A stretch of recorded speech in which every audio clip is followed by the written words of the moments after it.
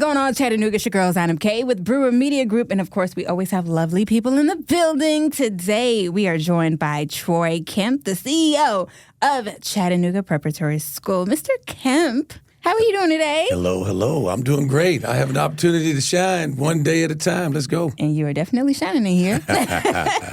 Yeah. All right. You bring a wealth of experience in education from your time at McCallie School, as well as leadership at nationally recognized Ron Clark Academy in Atlanta. And now you're here at Chatt Prep. Now, talk to me about that transition. So there are a lot of things. I think kind of thinking about Chattanooga Prep working backwards, right? Mm-hmm. The kids and the families represent a lot of people that would have been in my family personally. You know, people who had the least, but you give them an opportunity to have experienced the most and see how they grow. People who may not have high expectations in the community in some ways, but you can elevate, right? And so being at McCallie was really interesting. 27 years on the ridge, living on campus. You learn a lot when you live with boys. You learn a lot with when you raise your family on the campus. But to understand that having education be that type of priority, every child at that school was going to college. That's why they came. It was college preparatory.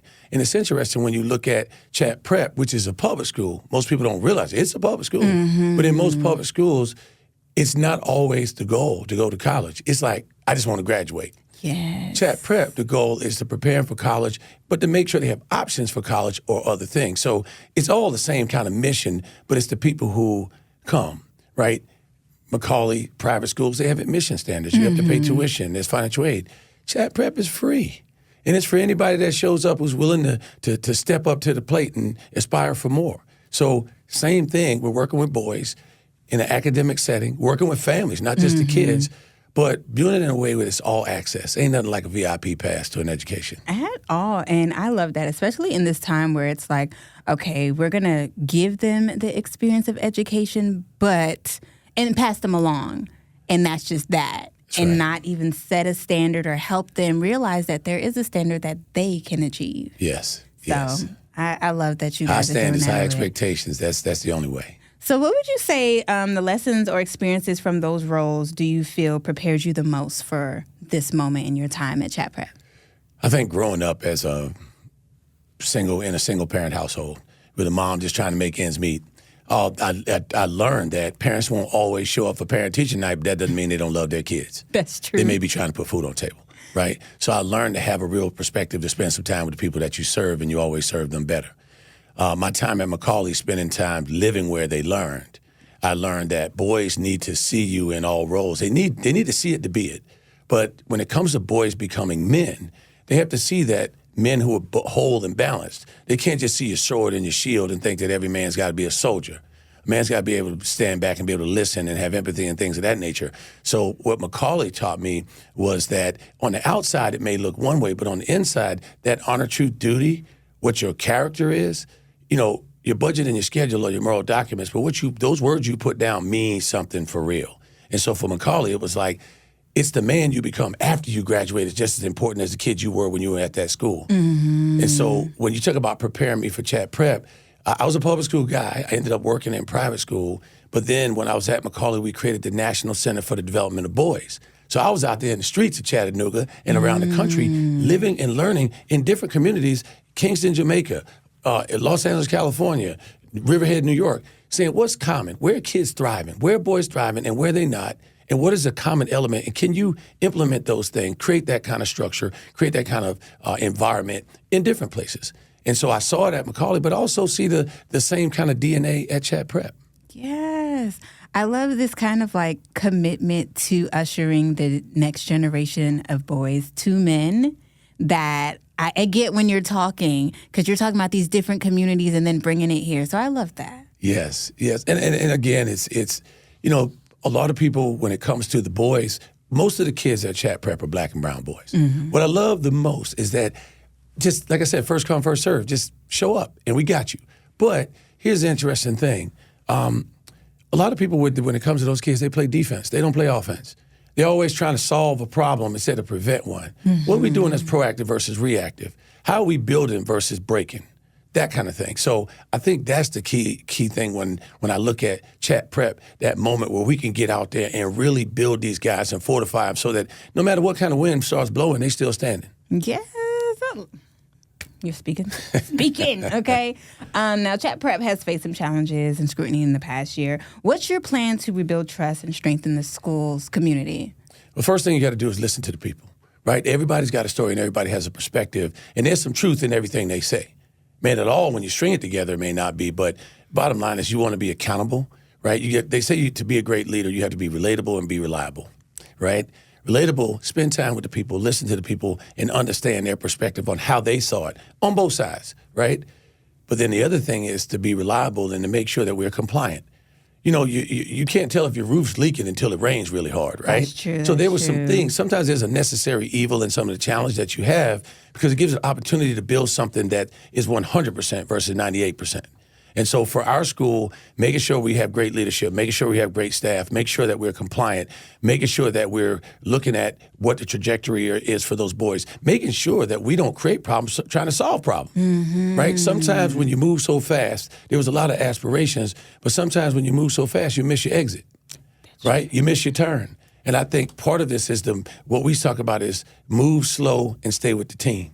So a lot of things, we have vision for greatness in terms of the school, but we also need to make sure that we move at a speed in which people can handle it. So great things happening. Again, great staff, an amazing principal. Probably have, of all the principals I've ever met in my life, he's got to be one of the top 5 I've ever met in my whole life. And we have him here. And he came from the Bronx, New York, played professional baseball, and has a PhD, will finish his PhD in philosophy. Black male, which is 2%. I mean, you know what I'm saying? Like, I just see people walking around with their back straight. I see the boys tucking their pants, tucking their shirt in without us telling them. And when we talk, I promise you, I was just talking to 30 boys in the lobby. They were a little bit loud. And I said, you can either have rules or you can have values. Somebody can tell you to be quiet or you can understand that other people it's too loud for other people. I said, that's the subtlety. I said, if you want people to tell you what to do for the rest of your life, stop listening. Once you start listening, you'll hear what needs to be said without them shouting. And you'll move with a purpose, and you'll take care of people, and you'll serve people, and you won't need as many rules. Yes, y'all picked the right CEO. No, my life was changed because of education. I had teachers. I was a migrant worker. My teachers would not let me fail if I wanted to, but then there were other kids that they ignored. And it was because I made my bed every day on my own and I made A's. That didn't make me a better person. That made me have greater self-discipline. Boys' brains, the male brain, the CEO of the brain doesn't even show up to age 25. So they're basically fools until they're 25, right? They're smart. They got a lot of, their gas works, but they don't have good brakes. That's why the insurance rates are so high. So how do you leverage and put together rules and structure so that they don't go off the rails? There's a way to do it. Yes. Now, I sense a lot of wisdom and passion in when you're talking for these students. So how would you describe your leadership style and how do you see it guiding the students at Chatt Prep? My leadership style, I'm a servant leader, but I'm also a coach. I'm a coach-style leader. So I always tell people, like, the first thing I'm going to do is find out there's 2 axes. There's your competency and then there's your commitment. And the first thing I do is I say, if your commitment level is really high, you may not be competent, but you're going to show up every day. Right? So I can coach you up. And you have some people that are very competent but not committed. Those people are culture killers. So I tell people I'm going to coach you up or coach you out. But either way, we're going to get coached. And I think the biggest thing is to elevate leaders. Great leaders are multipliers, not diminishers. My role and my goal is not just to help these kids become great men of high character who care for people and serve without being asked, but it's also to make sure our staff stand as tall as they've ever been. This is your era to be as great as you can be in the work that you do. That's my responsibility as well. And to make sure those families are informed about how to partner with schools and serve their young men in a way that they have no doubt when this experience is over. Hey, they're at the right place. Like everything. I wish I was a boy now going to Chatt Prep because of all the stuff that you're saying. In your opinion, what does preparation really mean for a student in today's world? So I think preparation, so there's an acronym, VUCA, V-U-C-A, stands for volatility, uncertainty, complexity, ambiguity. Those 4 words are the scariest words. That means there's no answer key. That means answers may vary. So preparation means, just like as an athlete, I played football, you have to have a plan A, B, and C, right? When you pack your suitcase, bring an extra outfit just in case. So when preparation means prepare for what's in front of you, but also prepare to be able to anticipate. So if you give kids experiences where the answers may vary, where they have to make decisions, where their decisions also impact other people, that's when you prepare them for the VUCA, where they're not afraid to lean into challenges. A lot of kids, especially boys, will opt out if they don't know the answer before you ask the question. They'll go play a video game. Why? Because they can reset it if they don't like the score. But when it comes to a relationship, they're going to tap out because they don't understand how to communicate with someone in the way that they need to be loved. Yeah. So how do you prepare them to be flexible, creative, compassionate, not just smart, right? There's intelligence and there's wisdom. You need both to be a great leader. So when we talk about prepare, we're preparing them to lead, not to be in the back of the line, but be in the front of the line or lead from the middle of the line. Because that's the important part about leadership. It's not about your place in line. So what is your responsibility to help make people around you better in this in the community around you better? How do you elevate who's around you? If you're that person, everybody wants you in the room. So being prepared means to be that person. Be the first round draft pick, no matter how many rounds there are. Yeah. Now, with you kind of coming in and ushering this new era of greatness over there, what are the plans, like innovative plans, technological plans, Yes. even like community events? What are your plans and ideas that you have to, I guess, bring everyone together and show them like, hey, this is the new Chatt Prep. We ain't going back. Well, that's right. Well, first of all, you got to get out the streets, right, and spend some time with folks. But I think when you really look at boys being prepared to be the men of tomorrow, part of this is great schools are not just for kids, they're for families. Yes. So the engagement of the families, doing more events that engage families. We have a OBF, One Big Family. That's one of our mottos, One Big Family Council, right? This is the parents, for the first time, really having a robust council of parents who are helping us connect, helping us serve. They even want to do things like, hey, we just want to do a coffee truck for the teachers. Like, they understand that whatever that thing is that they do, they want to enrich the community as well. The second thing is when we look at, when you look at technology, how to improve the technology that we have in our school and what we don't necessarily have, partner with the different businesses around the city. That's one thing about Chattanooga. Chattanooga is rich in assets. So that's one of the greatest things about us. Our kids get to do some different internships and so forth, but to make sure we can connect the dots with community leaders to build even a more robust mentoring type system. They had something in the beginning where they started in the 6th grade and they had a mentor to go through 12th grade. That was a long journey. I was one of those mentors. I carried it with my guy, even though I moved to Atlanta. But I also realized that you could also insert a mentor at a later stage. Because what happens is if you get them in the first quarter of the game and they don't play the second half, that mentor, when they need them as much is when they leave high school and go to college. Yes. Because those first 2 years, this is to and through college. Because just going to college is not enough. Or if they're launching a career, what are the assets do I have? So doing community connections, that's with families, but also with industry in the area, but also making sure that we have the facilities that match our aspirations. Okay. Now, speaking on events, as I mentioned, I see you guys have a big one coming up. It's not till December, but we want y'all to mark y'all calendars. It's the Breakfast of Champions. Yes. Tell me more about it. So the Breakfast of Champions, one of the things that people don't realize about charter schools is that we have to pay for things that typical public schools don't have to pay for. We have to pay for everything from transportation to all of our facilities, officials for games. We have to raise money for that. We have to raise money for our uniforms, things that are, the state gives us funds for the kids, but it's primarily for teaching and learning, but not the extras. Well, you want joy as part of the experience of schools as well. So we want to make sure we provide that. And boys are competitive. They don't have to be on the floor. They just want to be in the stands cheering for their team. So the Breakfast of Champions is really designed to help us raise money for some of the programs and services that we offer that are not covered by the state in particular, or the county in particular when it comes to athletics. It costs, our football team just had to travel 4 hours to play a game on a charter bus. Why? Because you can't put them on a Magic School Bus for 4 hours. So that's above the line chart. That's an expense we have to figure out how to raise money for. So people out there, when they attend the Breakfast of Champions, it's not just to hear a good speaker, but to support all things Chatt Prep, but mainly cover the gap, help us cover the gap. Yes. Oh my gosh. Now, that's a big thing in, I think, communities all over the world, covering that gap and bridging that gap.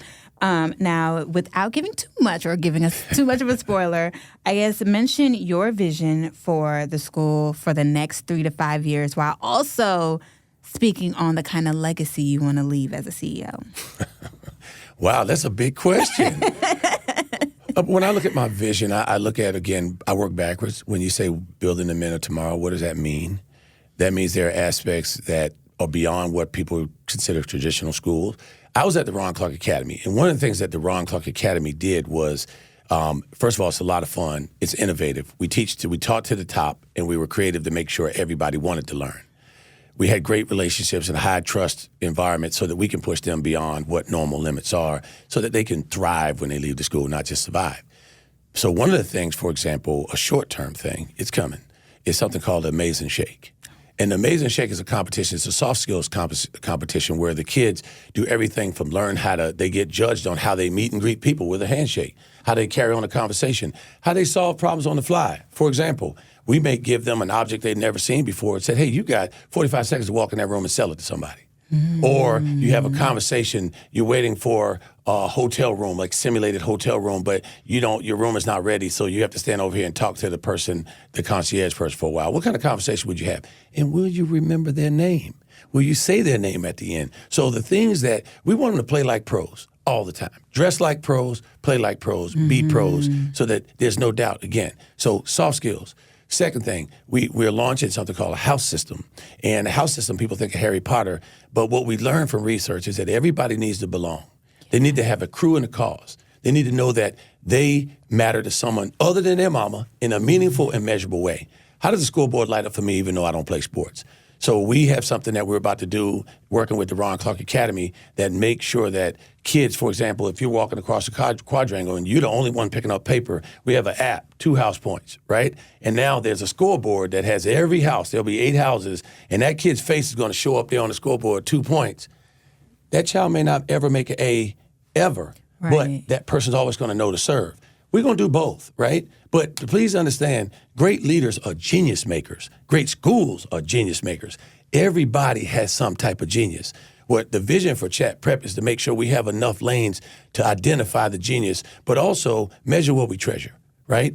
It's literally about your budget and your schedule. What are we making time for, and what are we moving our resources to? The house system, the Amazing Shake. We're going to make sure that we have stronger and more robust partnerships to make sure that our kids are able to get out in the community and learn some skills and trades just in case. Because, you can make a 6-figure salary, college or no college these days, and that doesn't make someone better than someone else because they went to college. Right. But we want to make sure they have that option. From the family engagement side, we want to have a parent council where they love showing up at school instead of having to show up at school. Being more proactive than reactive with that group, making sure that we have a bigger footprint in terms of who we get to serve. We have 4 buses right now, but there's probably parts of the city where we can offer more service, but we haven't because, again, we have to raise the money to be able to do it. Making sure our sports team get to it, right? I to work hard, play hard, right? I think even our partnership with improving the partnership with even CGLA, we could have the best of both worlds, be single gender and co-ed in different moments, and having more discussions and more community town halls about things that are going on in this world that needs multiple perspectives, not just guys, not just girls. So I see, as I look at the vision, there's going to be some facility upgrades. There will be, from the size of the school, it'll be a little bit larger, but not extreme. We love upgrades. Definitely from the programs, making sure that we are reflecting what's next, not just what is. And making sure that we're leveraging and connecting to this community in a way where we can use the assets, because Chattanooga is a very interesting, important, and essential city. But as we do that, we want them to leave, get better, do the things, and then come back and serve and elevate this. And so the other piece is what we do with our alumni. To really have an amazing alumni network with programming where we connect the dots with them, where they come back and mentor and model. So we're going to build our own mentor program from the inside out. Come on.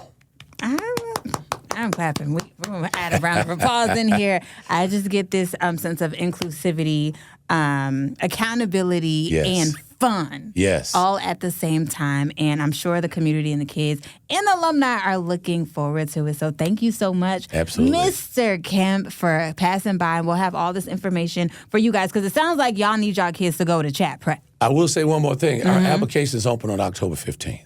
Look, it's Get coming in up. where you fit in, y'all. And the truth is, we still have a few spots because of all the stuff that happened last year. We have a few spots open in the middle school. So if people, some people left, we always tell them, come on home. It's one of them things now because it is something where I get it. But in life, you're either running from something or running to something. Right. And sometimes when you're running from something, you run into a wall. Make sure you're running to something. Let's run a Chatt Prep, you guys, okay? Mark your calendars. He said they got space, and then they also are accepting applications for the upcoming school year, so you guys run and do that, all right? Thank you so much. Thank you. It was so wonderful it. speaking with you, and I look forward to seeing all the wonderful things that are going to come about, because you're a great one, Mr. We Kemp. coming. We coming. Thank you. Thank you. It's your girl, Zainab K with Brewer Media Group. Have a wonderful day, Chattanooga.